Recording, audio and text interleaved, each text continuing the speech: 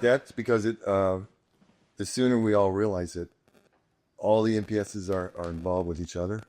And for a long time, it's I have MPS one, so I'm going to talk about just MPS one, and MPS two. It just goes down the line. But in reality, time has taught us if there's an advancement in one of them, there's an advancement in all of them. And the very first ERT proved that there were no ERTs for anything or anybody, and that's what we were talking about earlier. Is when Ryan was diagnosed in '91, we were told there would never be a company that would be involved with MPS because it's too rare. And you have to stop thinking about that. And there is never going to be much science because it's too rare. You have to stop thinking about that. All of that changed when money started coming in. Actually, when the science started to get better. And then the money followed the science. And then we finally got an approval. But we got approval not in just MPS 1. We got approval in 1, 2, 4, 6, and 7 because of the depth of the scientist, the work ethic of the scientist, and the depth of the money that was brought into our space. So that brings in the bigger picture. Why is this moment in time so important for us, older MPS 1 family, MPS 2 family, young MPS 1 families? Because when I look back, when Ryan was diagnosed in '91, there was nothing. And then all of a sudden, there was a scientist, and then there was something. And by '98, a trial started, and there was hope. And that was great. But now, all these companies are starting to lose interest in MPS. Why are they starting to lose it? And that's the greatest question ever, Ryan. Why is that?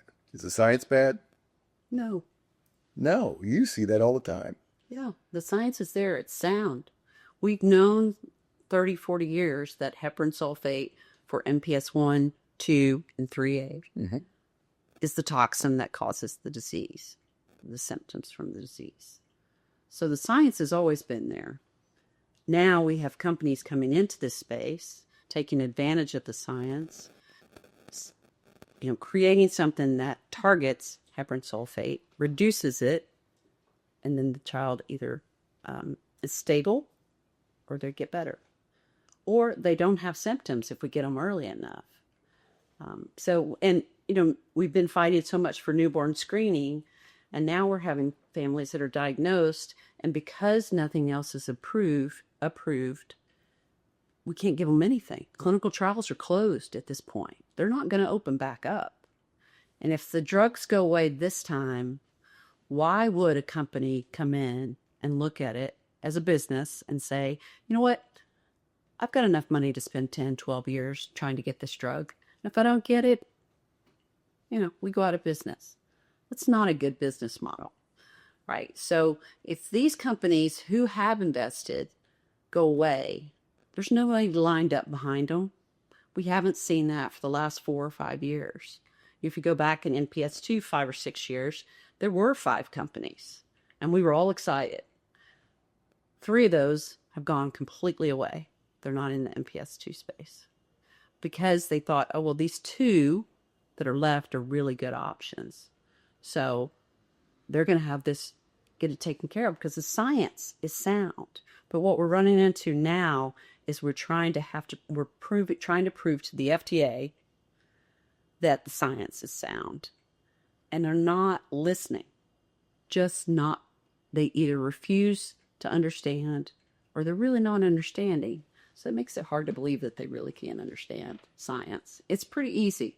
You bring down the heparin sulfate, the child gets better because they don't have the heparin sulfate causing all the downstream disease things. It's not that it's complicated. I mean, the disease might be complicated, other parts, but the part that's causing the disease, it's a one gene there for all of our one gene that you need. What's out of whack now is not the science, and for the longest time, the last 20 years, has not been the money. We win. MPS 1, we have great science, great scientists, great physicians, great transplanters. We have a great drug that's now 23 years since it was approved. What other condition do you know of that has one drug approved for 23 years? Gaucher was a similar lysosomal storage disease, had something approved in the mid-90s. Well, they've got 2 or 3 approved now. How'd that happen? Science easier? No. The companies came in and brought more money in. But the companies have decided not to do that anymore. Why is that? Not science. It's our system. So, and this is my opinion here. Um, I think the current FDA is too focused on wanting the system that they want and not focused on your kids, my son. Because why does it take 10 or 12 years to get something through the system? If the science is good, why does it take that long? Because the people there wanted to. Let's be honest. Vinay Prasad has been in since July of 2025 as the director of CBER, Center for Biologics Evaluation and Research. All the drugs and biologics should go to him. All the drugs like Denali's drug for MPS II goes to the other division, CDER. And yet 85% of those under Vinay Prasad have been not approved, stopped, issued these letters that say, stop this for this reason, stop this for that reason. Are they science reasons? No, they're not. What are the reasons? I don't know, but you know who's not getting treated? Our kids. All of our kids. So I guess there was an old movie, and I can't remember the name of it. Sean Connery was a cop in Chicago, and during the times of Prohibition, and he kept asking the lead character, what are you prepared to do about it? What are you prepared to do about it? So now we're at the point in time in MPS, and my question to all of us is, what are you prepared to do about it? You going to wait for somebody else to stand up and say, I'm going to fight for my child because this FDA is not pushing our science through and not approving the treatments that we know all our families have been in the trials? Are they saying it doesn't work? Or are they saying that this works pretty well? It works better than what we have? And what we're saying is, well, I hope it gets approved. Well, here's the answer. It's not. It's not. So what are you prepared to do about it? Do what we've always done historically is once a year we'll go to the Hill, we'll meet our 2 senators from the state, and we'll meet our 1 congressman from my district, and we'll say, we would like this and that, and we go away. We never hear from them again until next year. That's not good enough. We got to stop doing that. We need to get mad about it. So as an older guy, I've been around enough to go to a lot of funerals. It hurts. Every single one. Because we look at our little beautiful, sweet baby's face when we go into bed at night. We lay in bed, we get forward to bed. And the next day we get up and we think everything's fine. But it's not, because here it comes. It's coming. What are you prepared to do about it? All of us are the same, don't we? No. Well, and you think about that, as older parents, I guess, you go to a funeral, speak at a funeral, and you're going to be there. It's coming. I think about it every day. I've thought about it every single day since diagnosis. It's coming. It's going to be my time soon. Who's going to show up for me? Is this going to stop? Who's going to stand up and advocate will I be able to do it after Cole passes? I don't know the answers to that. So my point is, how about showing up for Cole right now? That's exactly right. How about showing up for all of us right now? Because it's coming. And I don't want to dwell on the negative because there's so many positives. Regenix Bio has a great treatment for MPS II. We've seen gene therapy work, and we've seen it in MPS I. And you know where it is now? It's on the shelf. Why? Because of the FDA. Because the FDA. The FDA said, let's put this on the shelf. We can wait. Can you wait? I'm not waiting anymore. I'm not. I've been waiting for 30 years. I'm tired of waiting. I'm waiting for nothing to change. And nothing has changed. Here's a history lesson. Because of the great scientist Emil Kakkis, in 1995, even before that, he started working on Aldurazyme for MPS I. By 98, the trial started. A company formed called BioMarin. You ever heard of it? It's a big one in our space. They formed around a little disease called MPS I. And they're going to make an enzyme replacement therapy for MPS I. And 10 patients from Virginia and Texas and Alabama and Montana and California all went to UCLA. And they got treated once a week. They got better. They got a lot better.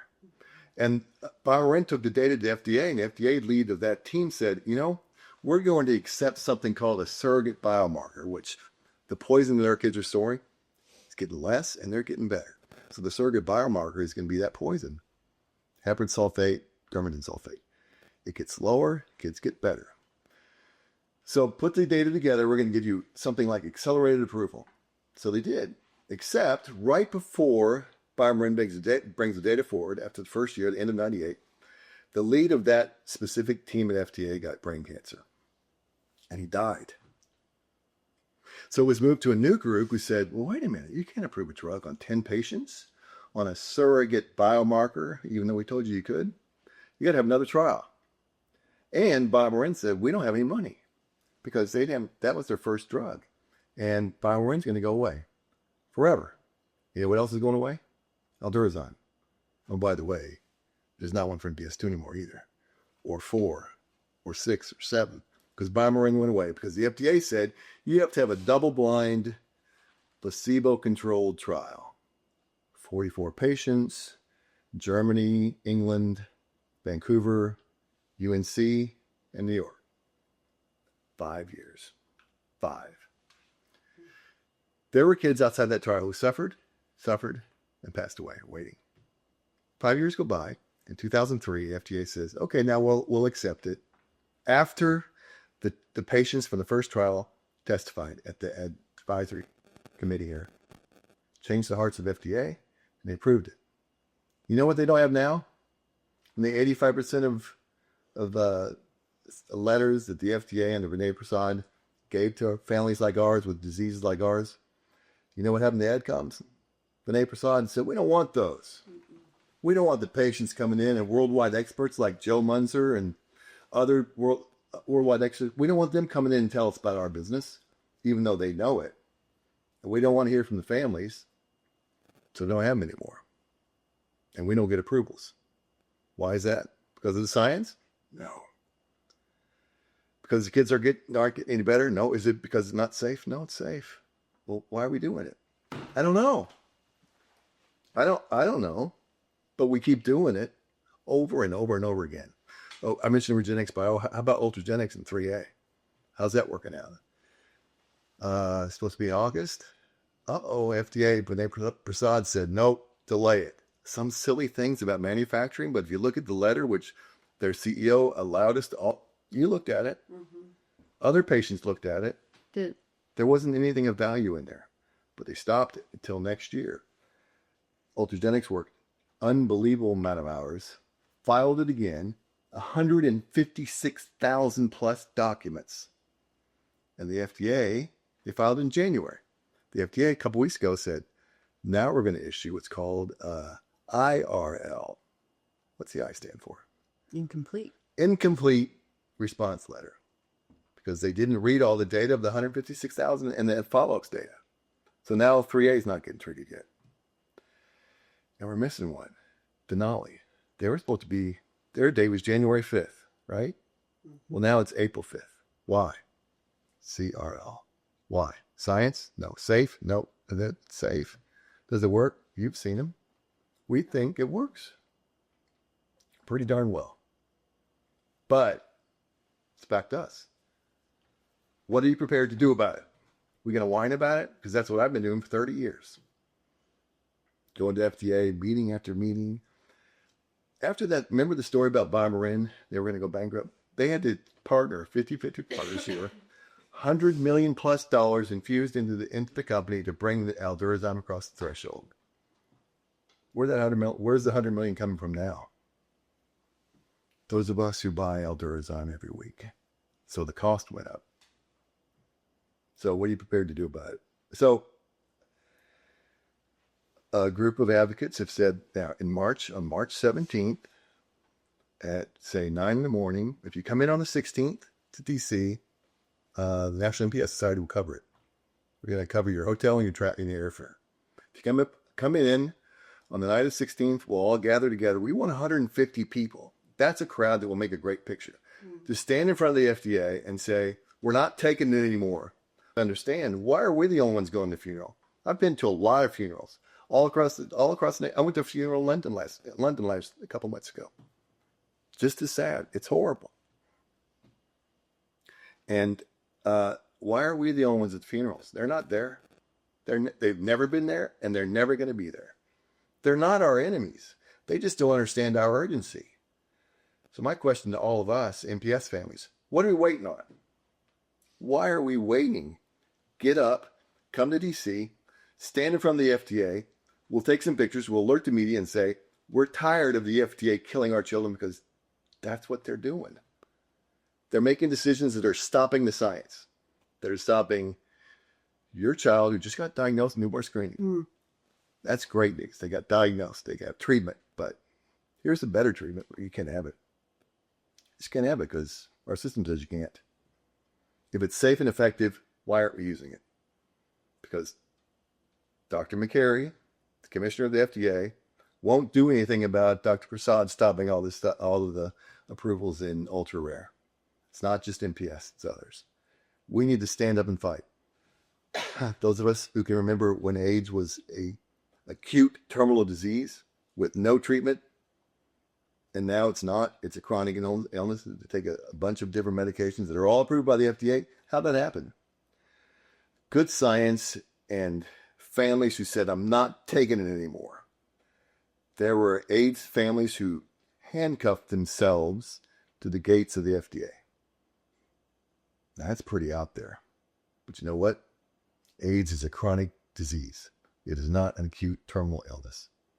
Because of the patients got up and said, enough's enough. So my question to the MPS community is, will you come to DC? One day. Matter of fact, you come in the night before.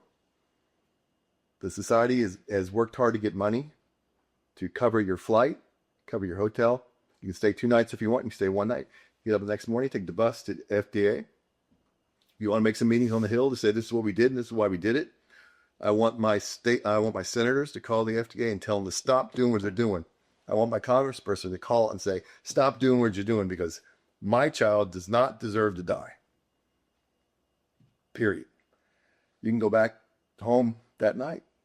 Take a late flight home.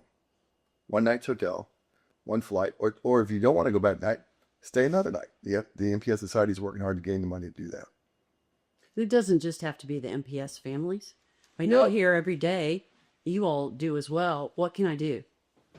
What do you need, Ken? What can we do? Well, you can come to DC.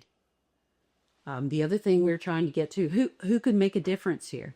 Well, we've either got to get to Secretary Kennedy, Vance, Vice President Vance, or President Donald Trump. We've got to talk to them. We've talked to everybody. We've been to the FDA. We've talked to all the senators. We've talked to all the congressmen. They're not able to do anything, or they're not doing anything. And we can't sit back and watch these clinical trials for MPS go out of the country. You know, you even think about, let's say, Canada. Canada's watching. They can't get drugs until it's approved in the U.S. most of the time. So everybody's saying, or they'll say in Brazil, well, in Brazil they're approved, but they'll say from India, when is it going to come to us? That's going to be us. We're going to be looking at the rest of the world. We're going to be looking at China saying, when is it going to come to the U.S.? Because that is where the companies are going to have to go if they want to create a drug. Because there's no regulatory pathway right now. There's not.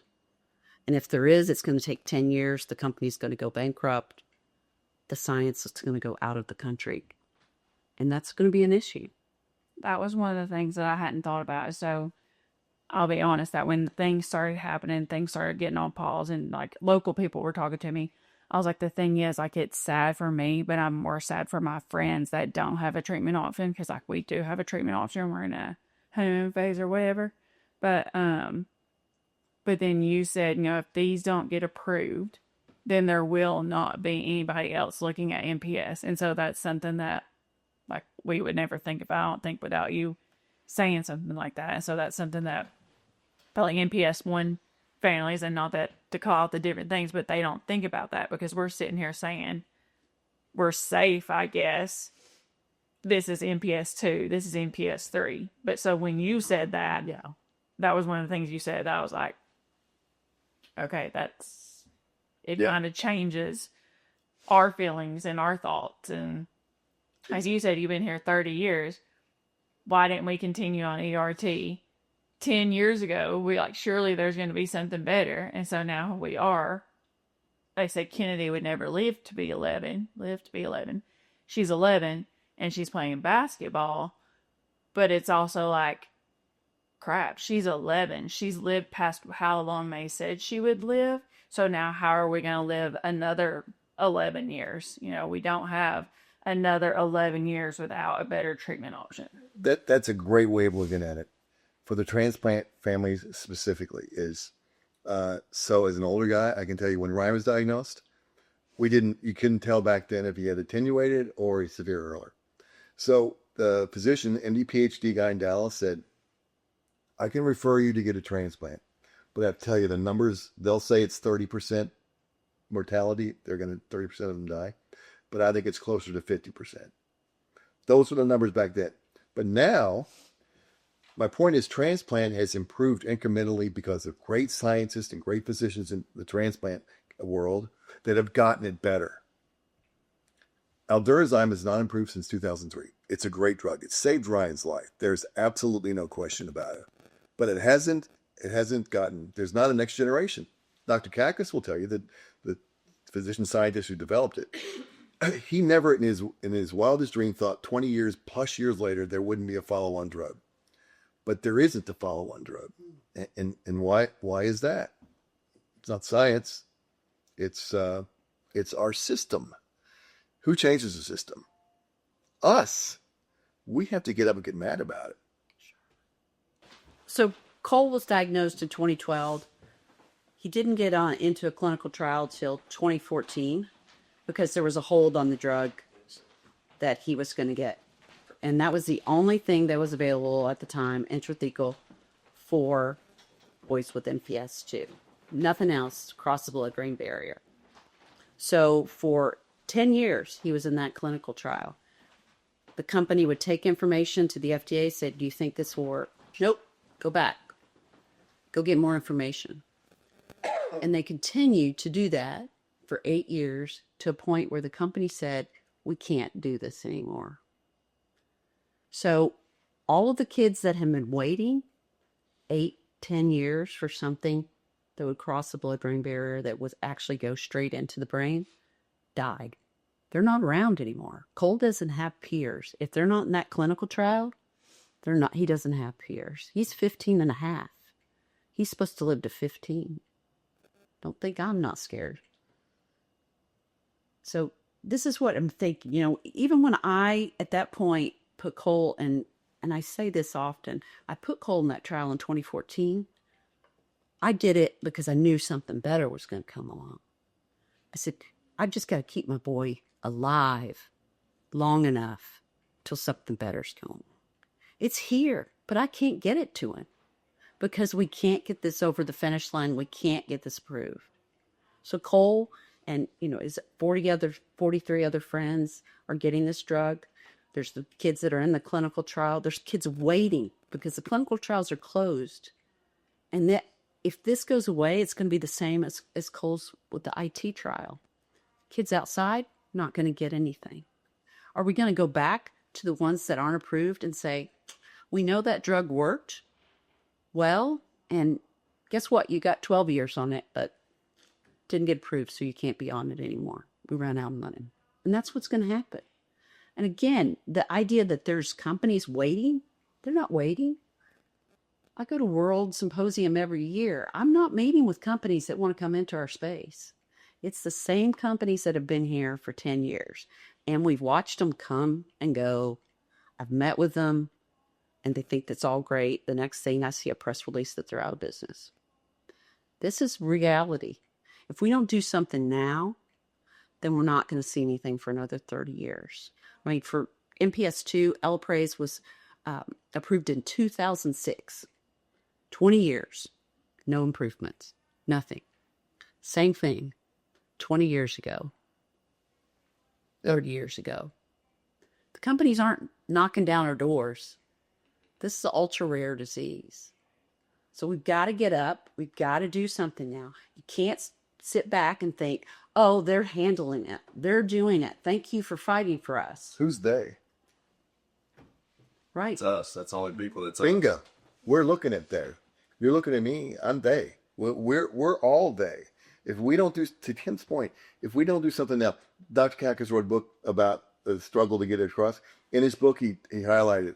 He went out to every single company that was available in the rare space. There wasn't any rare space. Every single company he could find in the nation, in the world, to invest in MPS one's ERT. Every single one of them said no. So to your point, we're going back there. If we don't do something to stop this pattern, we're going back there. We definitely are. And that's it. Yeah. Period. I mean, I know since Cole's been, I entered this space in 2012, and I think I came in fighting, thinking I've got to keep my boy alive. You know, we all go through the same period, and there's many people that, you know, it is their first year, they're just diagnosed, and they're thinking, oh God, I got to do something. This is it. You can't sit back and say, well, that's not my child. They're not there. I did that. I looked and I saw, well, Colt's not completely there yet. He's still talking. He's still running around. Guess what? He's not anymore. He doesn't speak. He's running around, thank God, for the clinical trial. But he's going to get worse. I watch these other kids. I'll go to the funerals, like you said, and speak and know. The worst funeral I went to is I was sitting and I had to speak for a boy that was 15. And it broke me because his grandfather, who would think that your grandchild would die before you? He was sitting weeping. And I thought, my God, this is wrong. This man is broken because his grandchild, who should not die before him, did. And now he's having to do. I mean, I pray, and this is the weirdest thing, I pray my dad dies before Cole because he won't be able to take it. He won't. It's too much. I mean, it's really just too much. And I know not a single person in the MPS community, when they got that diagnosis, did not jump to the end. That's what you do. You jump to the end and say, this is where we're going to be. And you have to fight to stay present. And that's what we're asking you to do. Fight to stay present. We need you. There is no people 1, 2, 3, 4, 5 of us fighting. We need all of you. We need to make a big splash. We've gone to the Senate. We've gone to the House. We've gone to the FDA. We've done opinion. We've done editorials. We've done articles. We've hit the media. It's not working. We've got to do something that really grabs attention. We've got to be, why are you dressed like that? What are you all doing here? We've got to be that. We talked about wearing t-shirts. Everybody wears t-shirts. So we've got to do something that's a little more radical than just showing up in our t-shirts. A little more memorable. Absolutely. And the message is, we'll do anything to help keep our children from dying.